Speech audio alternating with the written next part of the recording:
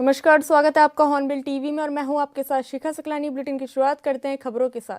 मुख्यमंत्री पुष्कर सिंह धामी हरियाणा पहुंचे, जहां उन्होंने कुरुक्षेत्र में आयोजित अंतर्राष्ट्रीय गीता महोत्सव में शिरकत की। कार्यक्रम में कई साधु संत और गणमान्य लोग भी मौजूद रहे, जिन्होंने अध्यात्म से जुड़े विषयों पर विस्तार से चर्चा की।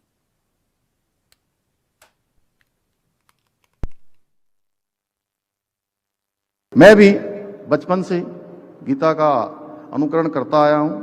पहले गीता के सार के कथनों के माध्यम से समझता था, परंतु उसके बाद मेरी ऐसी रुचि जागृत हुई कि आज मैं अपने प्रत्येक निर्णय में, प्रत्येक कर्म और जीवन के हर मोड़ पर गीता के उपदेशों को अपने मार्गदर्शक के रूप में देखता हूं। शायद इसलिए मेरी धर्मपत्नी का नाम भी गीता ही है।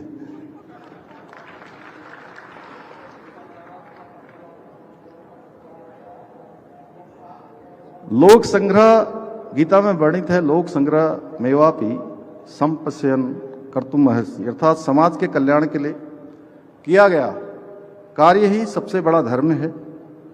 और ये संदेश सदैव प्रेरणा देता है कि व्यक्तिगत लाभ, स्वार्थ और अहंकार से ऊपर उठकर निष्काम भाव से काम करना, राष्ट्र और संपूर्ण मानवता के लिए काम करना, प्रत्येक जीवन की प्रत्येक कठिन और चुनौतीपूर्ण परिस्थिति के समय ये अनेक ऐसे श्लोक हैं गीता के जो हमें रास्ता दिखाते हैं। अभी पूज्य शंकराचार्य जी बता रहे थे, कर्म योग, ज्ञान योग, भक्ति योग, राजयोग, इस प्रकार के अनेक योग। और दुनिया भर के अंदर आज जो काम हो रहे हैं उस पर गीता का अध्ययन भी हो रहा है। गीता का कहीं ना कहीं एक तरह से रिसर्च उस पर हो रही है, मैनेजमेंट के क्षेत्र में, आत्म शांति के क्षेत्र में, और कठिन परिस्थितियों में कैसे काम किया जाए, उन सभी में गीता हमें व्यवहारिक ज्ञान भी दे रही है। जीवन की प्रत्येक चुनौती को स्वीकार करके आगे बढ़ने की हमको प्रेरणा भी देती है। आज के समय में हम सभी जानते हैं कि हमने अनेक काम आदरणीय प्रधानमंत्री जी की प्रेरणा से आज देश के अंदर हो रहे हैं। अभी पूज्य ज्ञानानंद जी जब कह रहे थे तो उन्होंने हमारा भी उल्लेख किया, पूरे देश के अंदर किस प्रकार से आज शिक्षा के क्षेत्र में काम हो रहा है। हम आदरणीय प्रधानमंत्री श्री नरेंद्र मोदी जी के मार्गदर्शन में और उनके नेतृत्व में विद्यालयों में प्रतिदिन गीता के श्लोकों के पाठों को अनिवार्य रूप से सभी विद्यालयों के लिए अनिवार्य किया है। और हम सभी जानते हैं आज देश के अंदर हमारे धार्मिक क्षेत्रों में जिस प्रकार से काम हो रहा है वो एक एक सभी हमारे पूज्य संतगण भी जानते हैं, देश के सभी लोग भी जानते हैं। आज हमारी धार्मिक धरोहरों को सजाया जा रहा है, संवारा जा रहा है, वो भूतो न भविष्यति। और देवभूमि उत्तराखंड में भी हमने अनेक काम आदरणीय प्रधानमंत्री जी की प्रेरणा से किए हैं। उसमें जो अभी लोकेश जी महाराज ने उसका उल्लेख किया कि उत्तराखंड पूरे देश का पहला ऐसा राज्य है देश की आज़ादी के बाद जहां रहने वाले सभी पंथों के लिए, सभी वर्गों के लिए, सभी समुदाय के लिए एक समान कानून, समान नागरिक संहिता का कानून लागू हो गया है। यह ऐतिहासिक कार्य इस वर्ष जनवरी से उत्तराखंड में लागू हो गया है। इसके साथ साथ केदारखंड और मानसखंड, जिनका उल्लेख संपूर्ण हमारे शास्त्रों में है, उनके सभी मंदिरों को सजाने का काम, संवारने का काम किया जा रहा है। वहीं हम श्री कृष्ण यमुना तीर्थ सर्किट के निर्माण की दिशा में भी काम कर रहे हैं, जिसमें यमुना जी के विभिन्न घाट बनाए जाएंगे। हरिद्वार ऋषिकेश कॉरिडोर के साथ साथ शारदा कॉरिडोर के निर्माण का कार्य भी किया जा रहा है। हमने संस्कृति, इतिहास और इसके दर्शन के लिए studies centre for Hindu studies, इसकी भी स्थापना की है। भाइयों बहनों, संपूर्ण उत्तराखंड भारत के नागरिकों के लिए आस्था, विश्वास और संस्कृति का पवित्र केंद्र है। इसलिए हमने देवभूमि उत्तराखंड में धर्मांतरण न हो, इसके लिए सख्त धर्मांतरण का कानून लागू किया है। लैंड जिहाद, लव जिहाद और थूक जिहाद जैसी घृणित मानसिकताओं के खिलाफ कठोर कार्रवाई भी की है। सख्त दंगारोधी कानून बनाया है, जिससे कि अब दंगा करने वालों की, उनके हुए नुकसान की भरपाई, एक एक रुपए की पाई, एक एक भरपाई उन्हीं दंगाइयों से सुनिश्चित करने का प्रावधान किया है। बड़े पैमाने पर उत्तराखंड के अंदर अतिक्रमण था, कहीं नीली चादर, हरी चादर, पीली चादर चढ़ाकर हजारों हजार एकड़ जमीन अतिक्रमित की हुई थी, उस अतिक्रमण से, उन लैंड जिहादियों से मुक्त कराने का काम भी हमने किया है और 10,000 एकड़ सरकारी भूमि को लैंड जिहादियों से हमने मुक्त कराया है। भाइयों बहनों, विभाजनकारी मानसिकताओं पर अंकुश लगाने के लिए हमने राज्य में मदरसा बोर्ड को भी समाप्त करने का निर्णय लिया है। 1 जुलाई 2026 के बाद राज्य के अंदर अब ऐसे मदरसे पूरी तरह से बंद हो जाएंगे जिनमें हमारे शिक्षा बोर्ड के द्वारा निर्धारित पाठ्यक्रम नहीं पढ़ाया जाएगा। हम देवभूमि में जिहादी मानसिकताओं को पनपाने वाले अलगाववादी केंद्र नहीं बल्कि ज्ञान और संस्कार के मंदिर स्थापित करना चाहते हैं। इसलिए हमने 250 से भी अधिक अवैध रूप से चलने वाले मदरसों को भी बंद किया है। इतना ही नहीं, हम सनातन धर्म को बदनाम करने वाले ऐसे छद्म वेशधारियों के खिलाफ भी सख्त कार्रवाई ऑपरेशन कालनेमी के तहत कर रहे हैं, जिसमें हमने हजारों ऐसे पाखंडी और विधर्मियों को गिरफ्तार करने का भी काम किया है जो सनातन धर्म की गरिमा को ठेस पहुंचा रहे हैं। आपको ये जानकर हैरानी होगी कि ऐसे भी कई घुसपैठियां हैं जो नाम और बेस बदलकर देवभूमि उत्तराखंड की पवित्र और उसकी सनातन परंपराओं को कलंकित करने का प्रयास कर रहे हैं। हम ऐसे घुसपैठियों को देवभूमि उत्तराखंड से निकालकर हम वहीं वापस पहुंचा रहे हैं जहां से वो आए हैं। आज के इस अवसर पर सनातन संस्कृति के आप सभी संभावकों के समक्ष मैं एक बात अवश्य कहना चाहूंगा कि हमारी नई पीढ़ी भौतिकता, पश्चिमी दिखावे की चकाचौंध और अपनी जड़ों, संस्कारों और सनातन परंपरा को उससे धीरे धीरे कहीं दूर होती जा रही है। अब समय आ गया है कि हम अपनी नई पीढ़ी को अपनी सांस्कृतिक जड़ों, आदर्शों और मूल्यों से इस प्रकार के कार्यक्रमों के माध्यम से जोड़ें। आज के इस अवसर पर मैं आप सभी सनातन संस्कृति के रक्षकों से यह भी आह्वान करना चाहता हूं कि हम सभी को एकजुट होकर अपनी सनातन संस्कृति के संरक्षण, संवर्धन और प्रचार प्रसार के लिए समर्पित भाव से कार्य करना होगा। बीजेपी प्रदेश महामंत्री दीप्ति रावत भारद्वाज ने कहा कि केंद्र और प्रदेश की मोदी धामी डबल इंजन सरकार युवाओं के लिए अभूतपूर्व अवसर तैयार कर रही है। उन्होंने कहा कि सरकार ने startup India, stand up India जैसे महत्वाकांक्षी पहल को नई गति दी है। वहीं उत्तराखंड में भी स्वरोजगार और रोजगार दोनों मोर्चे पर बड़े कदम उठाए गए हैं।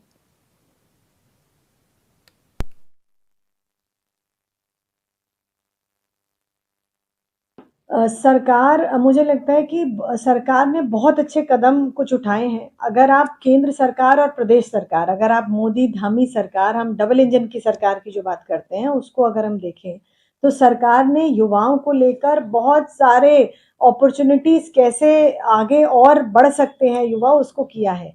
कैसे केंद्र ने startup India, stand up India को आगे बढ़ाने की बात की है, ऐसे ही हमारे प्रदेश ने युवाओं के लिए स्वरोजगार की बात करी है, युवाओं के लिए रोजगार की बात करी है। और उत्तराखंड ने तो 26,000 मैं कहूंगी कि एक जॉब्स भी युवाओं को दी है। उसके साथ साथ जो स्वरोजगार करना चाहते हैं युवा, चाहे वो हमारे सौर ऊर्जा के क्षेत्र में हो या उनका अपना हमारा खुद का कुछ काम हो, ऑर्गेनिक फार्मिंग हो, बहुत सारे अन्य उनके पास काम है, ये सब युवा आज कर रहे हैं और एक बड़ी अपॉर्चुनिटी हमारे पास है। और जिस प्रकार से प्रधानमंत्री जी ने बड़े मंच से कहा भी कि मुझे 1 लाख ऐसे युवा चाहिए जो देश की प्रगति में और उसके इंजन को और तेज गति से आगे बढ़ाने का काम करें, तो ऐसे 1 लाख युवाओं को हम कैसे जोड़ सकेंगे इकोनॉमी को आगे बढ़ाने में, देश की प्रतिष्ठा को, देश की कोई आत्मनिर्भर बनाने के लिए और देश को विकसित बनाने के लिए।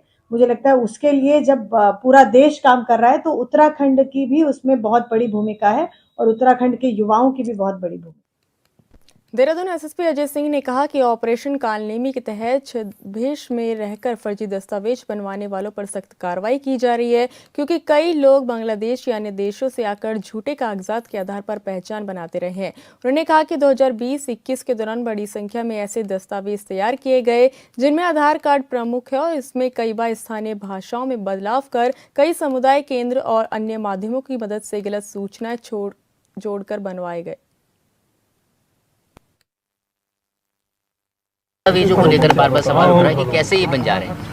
देखिए, 2 चीज़ें इसमें महत्वपूर्ण है। जैसा आपने देखा कि माननीय मुख्यमंत्री जी का ऑपरेशन कालनेमी भी चल रहा है, जिसके तहत ऐसे जो छद्म देश वाले हों, चाहे जो हमारे बांग्लादेश या अन्य देशों से आकर यहाँ पर फर्जी कागजों के आधार पर बना के यहाँ रह रहे हैं, उस पर कार्रवाई निरंतर चल रही है। और अभी 19 बांग्लादेशी इसमें जो है अब तक अरेस्ट हुए या डिपोर्ट भी हमने इसमें से 9 लोग को कर दिया है।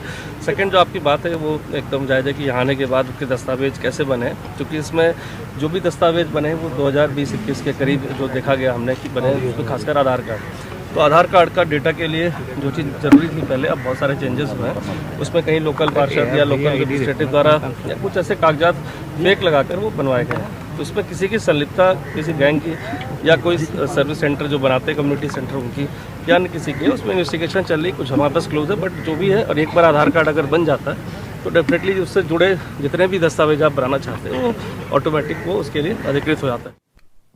उत्तराखंड पलायन आयोग ने अपनी नई रिपोर्ट में कहा कि अगस्त 2025 तक प्रदेश में 6,282 लोगों ने रिवर्स पलायन किया है। इसमें सबसे अधिक पौड़ी 1,213, अल्मोड़ा 976, टिहरी 827 और चमोली 760 में दर्ज की गई है। कृषि, पशुपालन, हस्तशिल्प, पर्यटन और होमस्टे जैसे क्षेत्रों में लोग गांव लौटकर नई आजीविका खड़ी कर रहे हैं। विकास खंडों में टिहरी का थोलधार ब्लॉक सबसे आगे रहा, जहां 300 लोगों ने वापस गांव में बसेरा डाला। वहीं 169 लोग विदेशों से भी लौटे, जिनमें से सबसे ज्यादा 66 लोग टिहरी पहुंचे। आयोग का कहना है कि ये आंकड़े राज्य में सकारात्मक बदलाव की ओर संकेत करते हैं। पलायन आयोग के उपाध्यक्ष डॉक्टर शरद सिंह नेगी ने कहा कि लौटकर आए लोग अब नए मॉडल के साथ काम कर रहे हैं और स्थानीय स्तर पर रोजगार भी दे रहे हैं।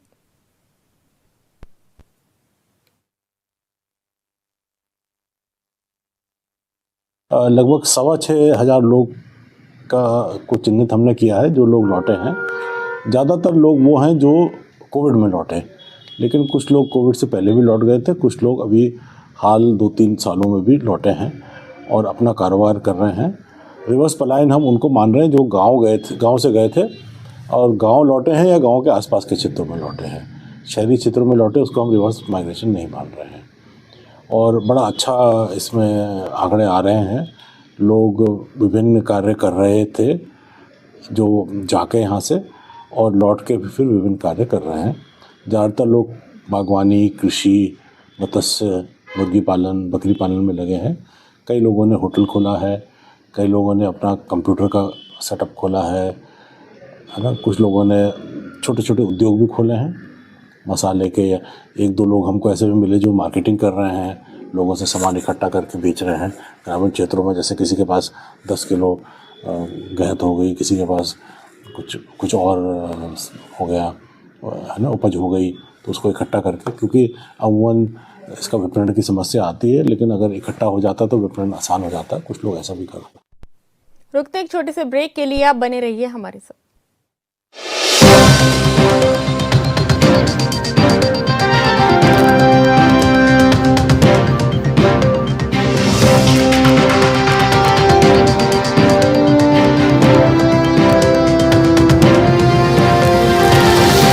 उत्तराखंड बीजेपी प्रदेश प्रवक्ता हनी पाठक ने उत्तरकाशी के कलेक्ट्रेट स्थित लोक निर्माण विभाग की गेस्ट हाउस में प्रेस कॉन्फ्रेंस की। उन्होंने कहा कि प्रधानमंत्री नरेंद्र मोदी के नेतृत्व में आज उत्तराखंड न सिर्फ धार्मिक पर्यटन का केंद्र बन रहा है, बल्कि आधुनिक बुनियादी ढांचे, स्वास्थ्य, शिक्षा और रोजगार के क्षेत्र में तेजी से भी आगे बढ़ रहा है। केंद्र सरकार की 2 लाख करोड़ रुपए से अधिक योजनाओं पर आज राज्य में काम चल रहा है। बाबा केदार की नगरी केदारनाथ का पुनर्निर्माण कार्य आधुनिक तकनीक और पारंपरिक स्वरूप दोनों को ध्यान में रखकर किया गया है।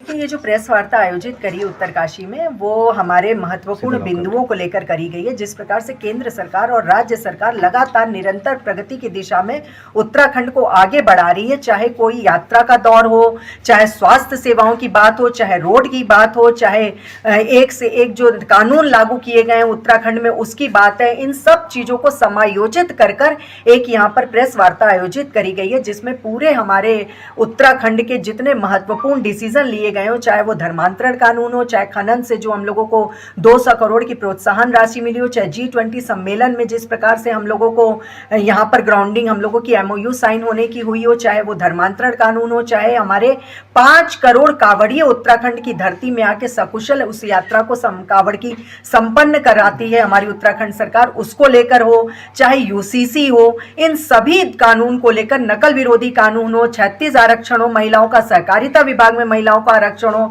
इन सब चीजों को महत्वपूर्ण बिंदुओं को लेकर आज यहाँ पर नशा मुक्त भारत को लेकर जिलाधिकारी मयूर दीक्षित की अध्यक्षता में आला अधिकारियों के साथ बैठक आयोजित की गई। जिलाधिकारी मयूर दीक्षित ने कहा कि राज्य विधिक सेवा प्राधिकरण की ओर से कार्यक्रम नशा मुक्त भारत को लेकर 7 दिसंबर को प्रस्तावित है, उसी को देखते हुए बैठक ली गई है। नशा मुक्ति भारत की ओर विभागों के द्वारा स्वयंसेवी संस्थाओं के द्वारा जो कार्य किया जा रहा है उस पर चर्चा की जाएगी।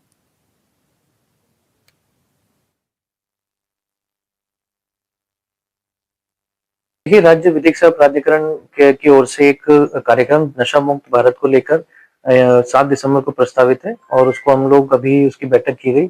इसमें एक कंसल्टेशन वर्कशॉप और एक आउटरीच प्रोग्राम भी रहेगा, जिसमें नशा मुक्त भारत की ओर जो विभागों के द्वारा कार्य किया जा रहा है, कुछ स्वयंसेवी संस्थाओं के द्वारा जो कार्य किया जा रहा है, उसके बारे में चर्चा की जाएगी।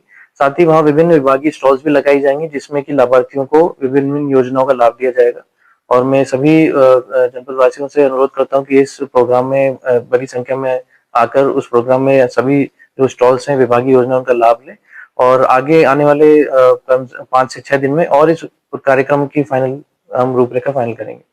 देखिए, इस कार्यक्रम का मुख्य उद्देश्य जागरूकता फैलाना है। उसी क्रम में कॉलेज के बच्चे और साथ ही स्कूल के बच्चों की पोस्टर मेकिंग प्रतियोगिता हो गई, चित्रकला प्रतियोगिता हो गई, इस बारे में भी वहाँ पे इवेंट्स कराए जाएंगे और जो अच्छा वहाँ पे जिनके अच्छे पोस्टर्स होंगे रैंकिंग दी जाएगी और साथ ही जो मुख्य अतिथिगण होंगे उनके द्वारा उसमें पुरस्कार भी दिए जाएंगे। बाजपुर की बरहनी रेंज में वन विभाग की टीम को बड़ी सफलता मिली है। टीम ने मुंडिया मनी में छापा मारा, जहां बंद पड़े गोदाम में करीब 100 कुंटल खेर की अवैध लकड़ी बरामद की गई। बता दें कि ये लकड़ी एक पिकअप वाहन में पड़ी हुई थी, जिसे वन विभाग ने जब्त किया है।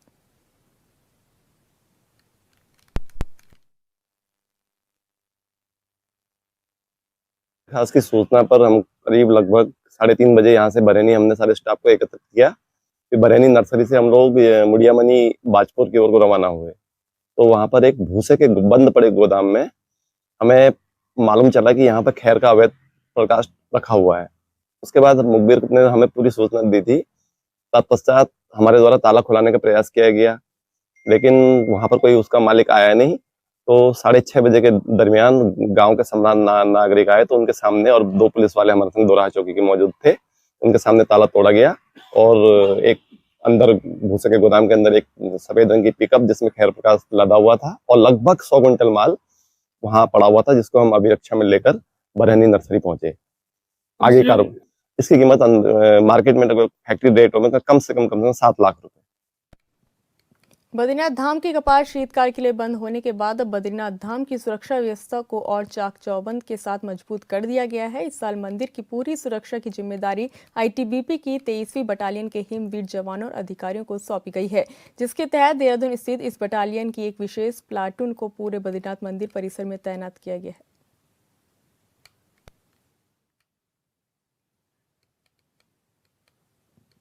उत्तराखंड में हर एक दिन किसी न किसी बहाने सत्ता पक्ष और विपक्ष के बीच बयानबाजी हो रही है। 2027 चुनाव से पहले बीजेपी और कांग्रेस के नेता आमने सामने हैं। राज्य के पूर्व सीएम ने सोशल मीडिया पर एक पोस्ट किया है, जिसे लेकर बीजेपी ने पलटवार किया है।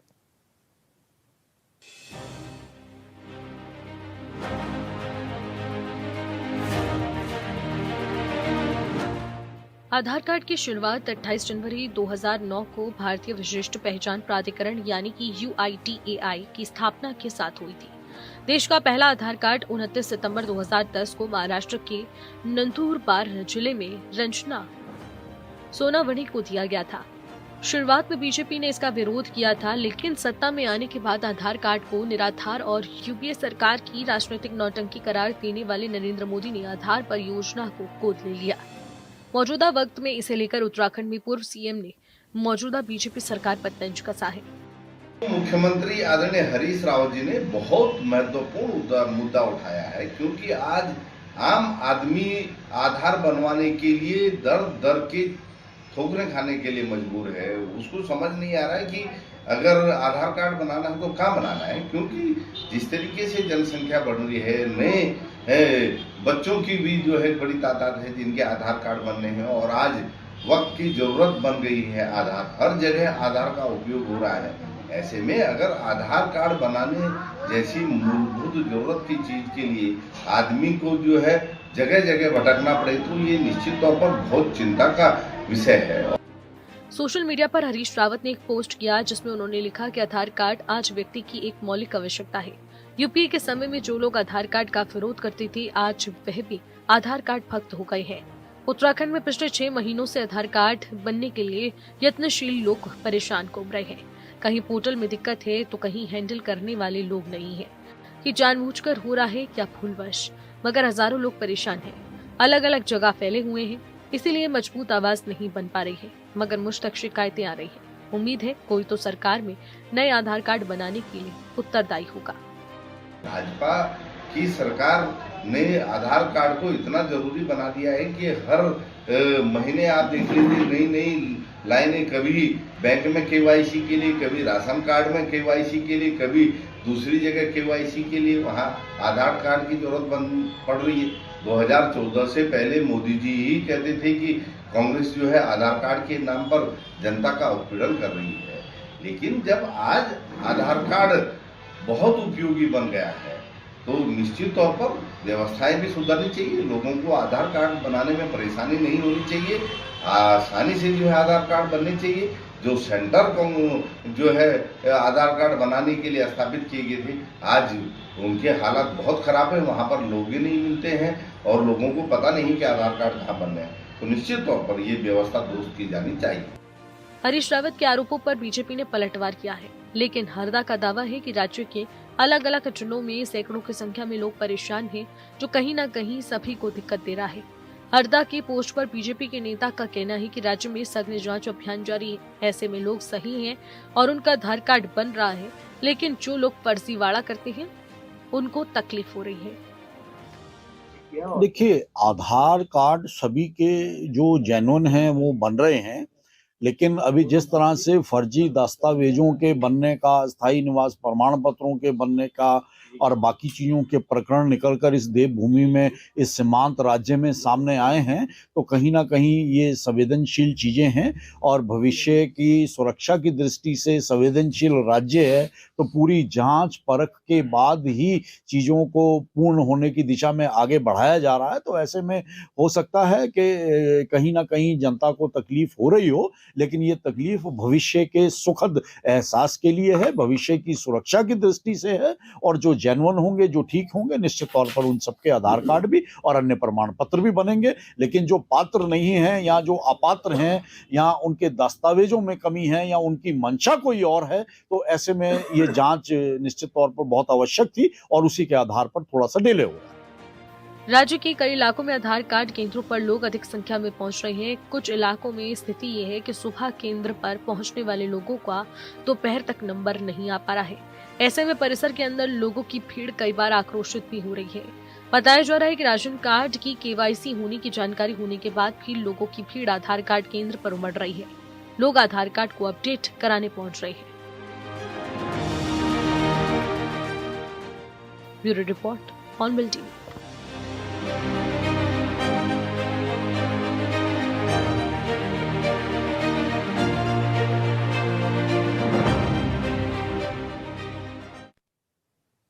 फिलहाल इस बुलेटिन में इतना ही। आप देखते रहिए हॉर्नबिल टीवी। नमस्कार।